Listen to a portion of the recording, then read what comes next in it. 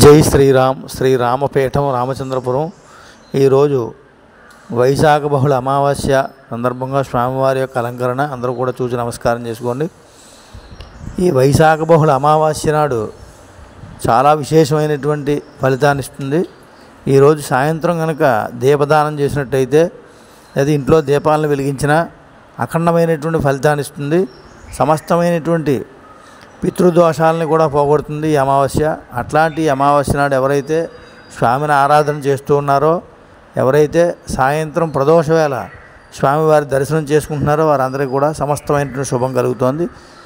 కనుక ప్రతి ఒక్కరూ సాయంత్రం వీలైన వారందరూ దీపదానం చేయండి, లేకపోతే దీపాలను వెలిగించండి.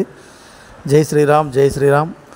ఈ మా పీఠమందు జాతక వాస్తు ముహూర్త ప్రశ్నలు చూడబడును. ఎవరు ఏ సమస్యలో ఉన్నా అన్ని సమస్యలకు పరిష్కార మార్గం చెప్పబడును.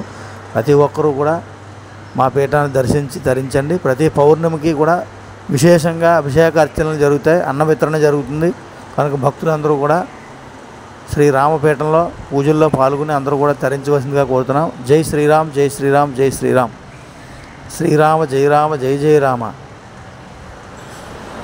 ప్రతి ఒక్కరూ కూడా మా రామపీఠం రామచంద్రపురం పిల్లవారి హై స్కూల్ వద్ద ప్రతి ఒక్కరూ